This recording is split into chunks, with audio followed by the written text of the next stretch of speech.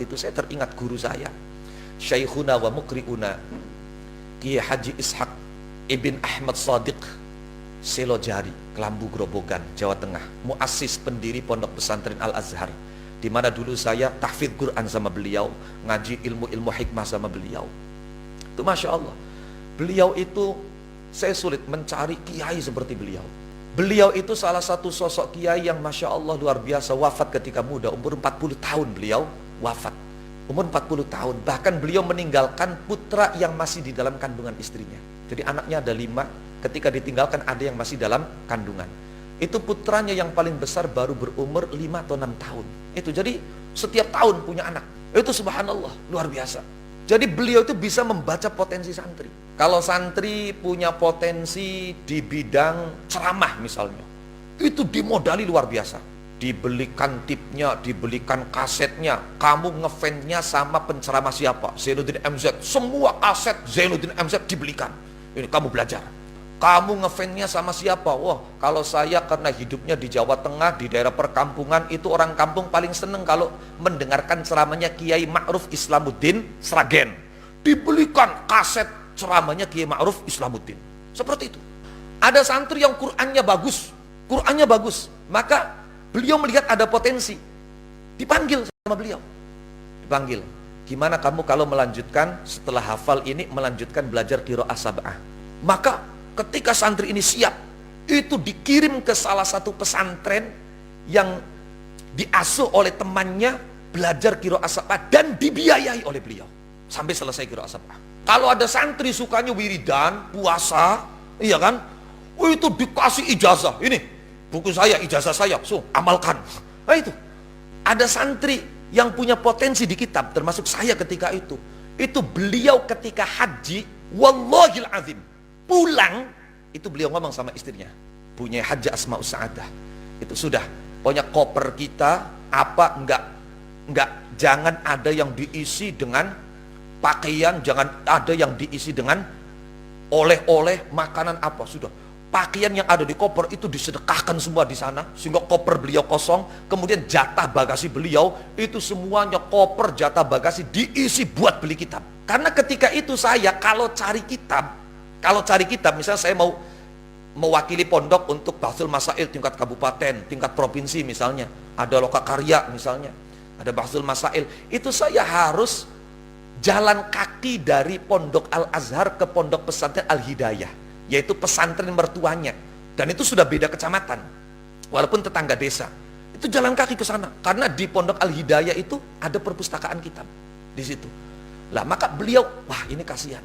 Ketika haji, beliau pulang tidak bawa apa-apa kecuali kitab. Dan bagasi istrinya juga.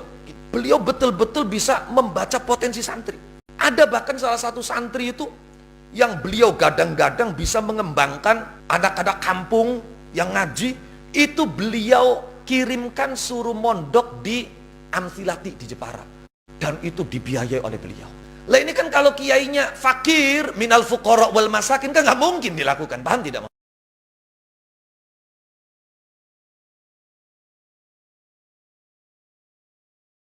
Pertama kali saya ketemu beliau itu tahun 2004, Pak.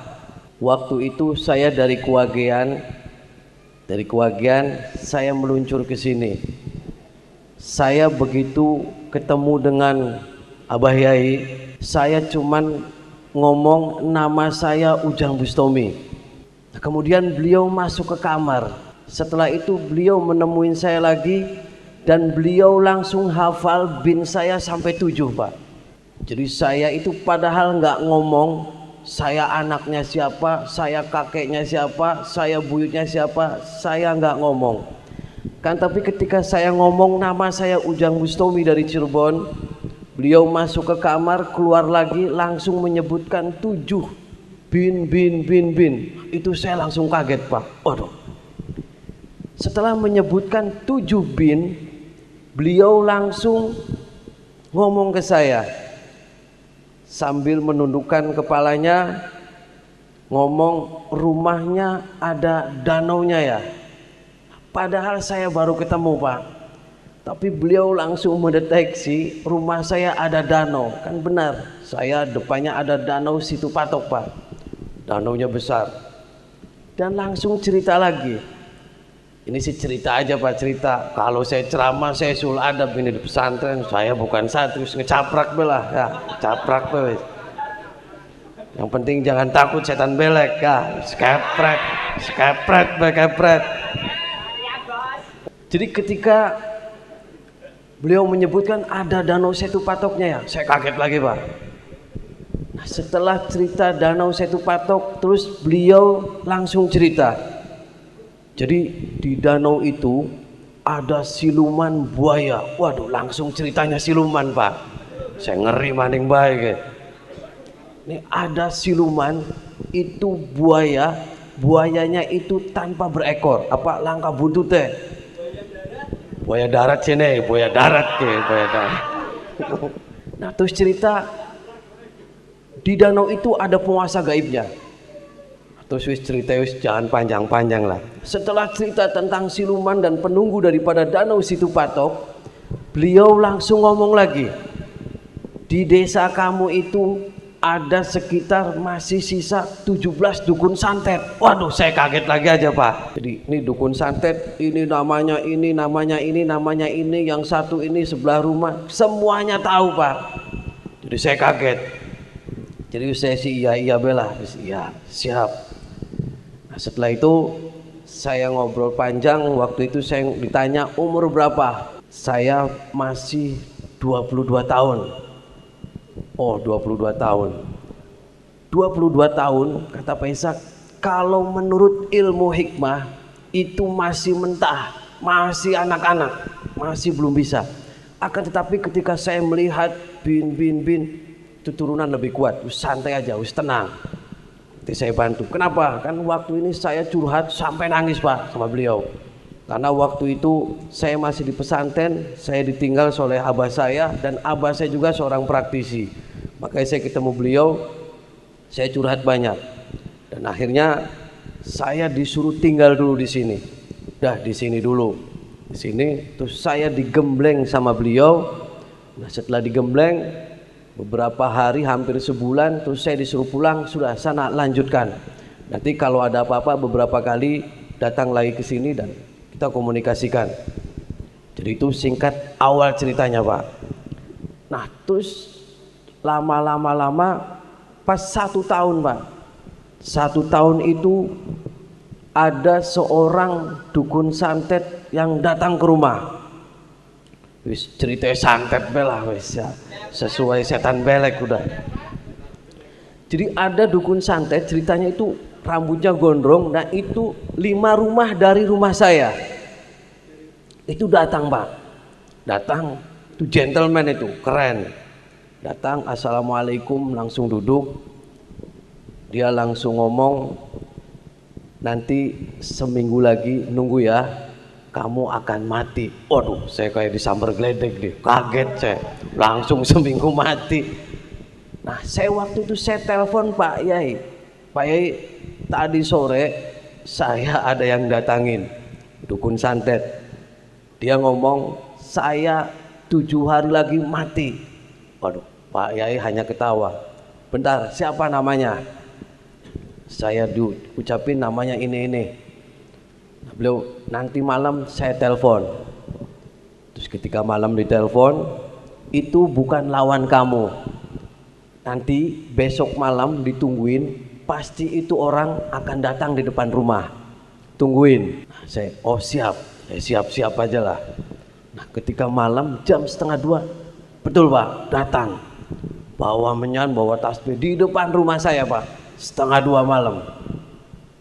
Datang, itu datang wirid. Wah saya telepon, iya Pak Yai datang. Udah, nanti sejam atau sejam setengah lagi.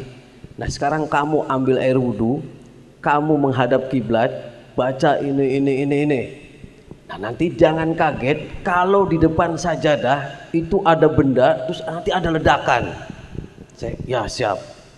Saya baca yang sesuai diperintahkan oleh Pak Yai. Saya baca. Betul Pak. Begitu sejam dulu, der, di depan sajadah saya Pak, apa Pak yang datang? beling semua Pak. Waduh. Terus saya kumpulin, itu dapat 1,5 kresek Pak, saking banyaknya beling. Nah terus saya intip orangnya, oh orangnya sudah nggak ada. Nah itu berlanjut sampai 7 malam Pak. Nah pas itu yang malam keempat, saya itu lupa ketiduran. Saya sempat dilempar dari tempat tidur saya Pak. Dilempar itu sampai benjut gini, menyong-nyong, kayak ngerti menyong-nyong? Kayak curut kah, curut monyong. Saya dilempar. Waduh saya kaget, saya langsung wudhu lagi. Singkat cerita, sampai ke 7 malam, saya ngelihat dia bawa kayak semacam tikar. Saya langsung telepon Pak Yai lagi, waktu itu belum tidur. Nah nanti ini malam terakhir katanya. Lihat aja nanti dia mau ngerjain apa. Karena ini malam penentuan, setelah itu nanti apa yang akan terjadi. Jadi saya penasaran Pak. Depan saya ambil wudhu dan saya langsung menghadap kiblat, saya sholat. Setelah saya sholat, saya langsung berhadap-hadapan Pak dengan orang itu. Kehalang tembok sama kaca aja, saya di dalam rumah, dia di luar rumah. Dia itu menyalakan korek Pak. Korek pentol bro, korek pentol kah? Pentol karena pentolnya. Jadi nyalain, itu dari mulai nyala kecil Pak, sampai muter begitu Pak. Kayak sesosok Banaspati makin gede, itu mau ngantem saya yang di depan kaca, di dalam kaca. Jarak 1 meter, api itu berhenti. Ketika berhenti, mundur lagi, naik ke atas, langsung ke belakang rumah, pohon kelapa saya terbakar. Setelah itu, pas setengah 4 subuh, saya diem baik. Terus siangnya saya telepon, udah sekarang tunggu 4 atau 5 hari lagi, siapa yang mati? Waduh saya kaget, saya telepon Pak Yai ngomongnya 4, nanti ada yang akan mati. Saya makin kaget Pak, yang mati siapa nih? Nah ternyata setan beleknya Pak yang kelenger. Jadi begitu diantara saya komunikasi dengan beliau. Dan ada lagi ketika beliau datang ke rumah saya, waktu itu sama Pak Tado, saya undang Pak Yai itu ke rumah saya, dan Mas Amin juga ikut, insya Allah lah, masih ingat. Waktu itu ke rumah saya, Pak Yai minta kamar, saya minta kamar, siapkan kamar. Oh siap. Mau ngapain baik? Saya mau jalan-jalan. Oh, jalan-jalan masuk kamar. Saya penasaran dengan Danau Setu Patok.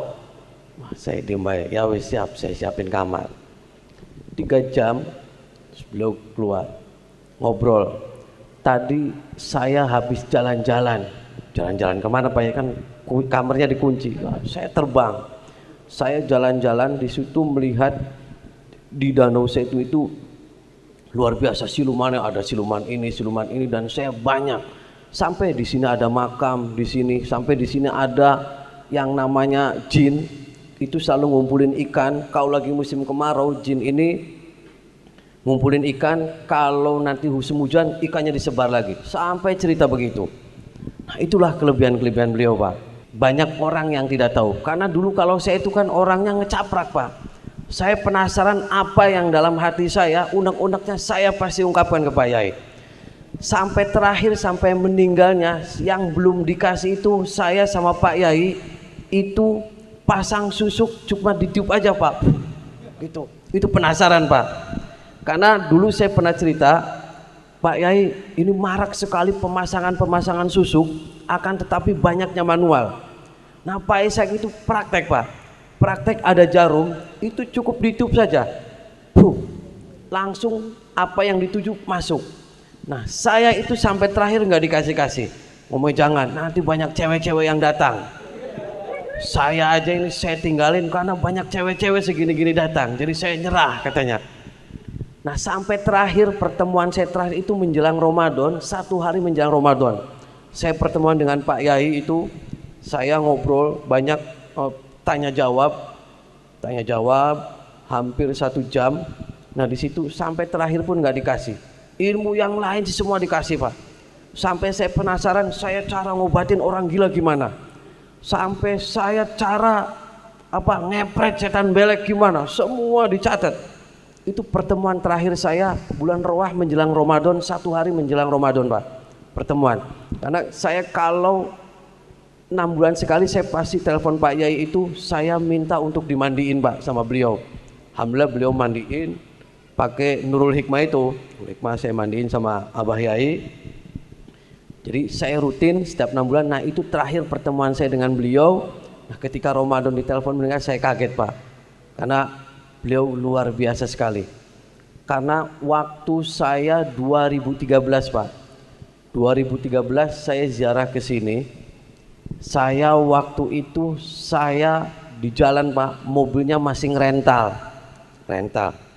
Saya ziarah ke beliau ke sini, saya ancam nih Pak Yai. Pak Yai kalau pulang dari sini saya nggak beli mobil, saya nggak kesini lagi. Seminggu Pak saya bisa beli mobil. Rupanya Pak Yai, waduh ngancam nih rupanya. Saya ancam tuh kuburannya. Kalau saya seminggu pulang dari sini saya nggak bisa beli mobil, saya nggak mau kesini lagi. Ternyata dikabul Pak sama Allah. Luar biasa itu Pak Yai. Pokoknya bakal ziarah diancam Pak, diancam kalau enggak saya keduk ke kuburannya Pak. Diancam aja wis. Tapi jangan anarkis. Insya Allah beliau baik dan insya Allah dikabul. Mudah-mudahan kita minta kepada Allah, mudah-mudahan beliau diberikan husnul khotimah, diampuni segala dosa-dosanya. Amin Allahumma